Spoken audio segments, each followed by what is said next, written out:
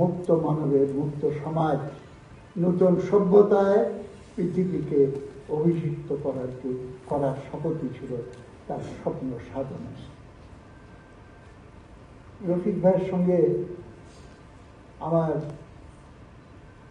71 সালের আগে খুব একটা দেখা পরিচয় হয়নি, কিন্তু রাজনীতিতে যেদিন থেকে আমি সক্রিয়, তখন আমাদের এই সংগ্রামের নায়ক নায়িকা, মহান ব্যক্তিত্ব, যারা লড়াই করে আমাদের সভ্যতাকে এগিয়ে নিয়ে যাওয়ার জন্য জীবনপণ পরিশ্রম করে গেছেন, তাদের একজন হলে ইলা মিত্র।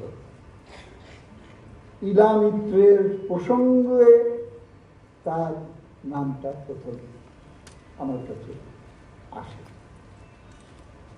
এবং পরবর্তীকালে এই যে ইলা মিত্রের সঙ্গে রফিক ভাইয়ের নৈকট্য কত গভীর ছিল, সেটা নানা সময় তার প্রমাণ আমি পেয়েছি।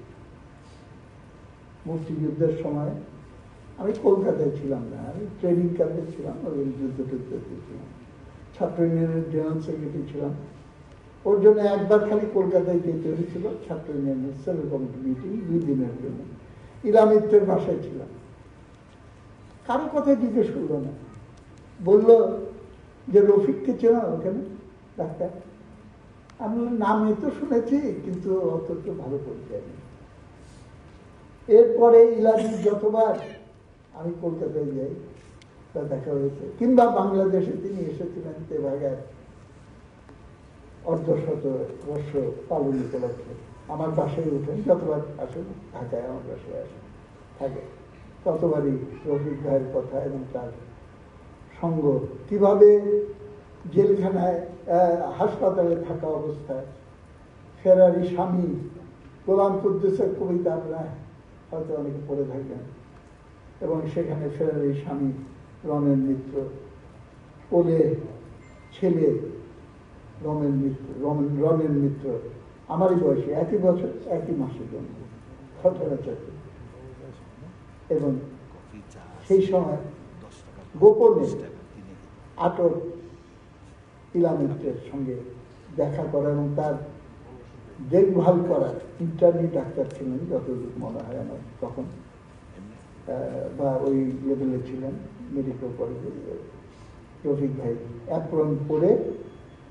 অ্যাপ্রন পরে রমেনদাকে স্ত্রীর কাছে নিয়ে গিয়েছিলেন সঙ্গে করে।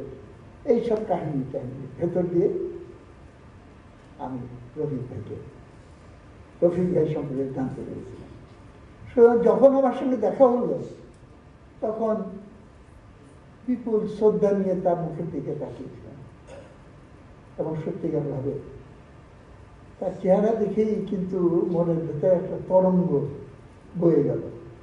সম্ভবত বিপ্লবের স্পন্দন তার মুখের ভেতরে দেখতে পেয়েছেন, স্মিত হাসি, কথাবার্তার ভেতর দিয়ে খুব অল্প কথায় তার মনের ভাব তিনি প্রকাশ করতেন, এবং কোনো ভাব প্রকাশ করতে কোনো সময় দ্বিধা করতেন না।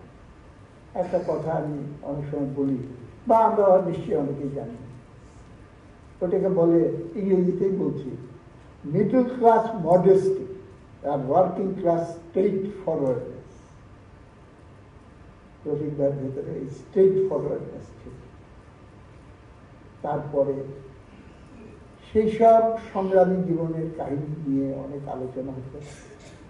তিনি হয়তো আমাদের মতো, যখন তার সঙ্গে আমার আরো ঘনিষ্ঠতা হলো, রাজনৈতিক দলীয় তৎপরতায় অতটা জড়িত ছিলেন না, কিন্তু আমি সাক্ষী দিয়ে বলতে পারবো তিনি সর্বক্ষণ সেই বিপ্লবের কথা, মানব মুক্তির কথা তিনি ভাবতেন, এবং তার রবীন্দ্র প্রেম এবং রবীন্দ্র নিয়ে চর্চা, সেইটার ভিতরেও কিন্তু একটা দৃষ্টিভঙ্গি দিয়ে তিনি করেছেন।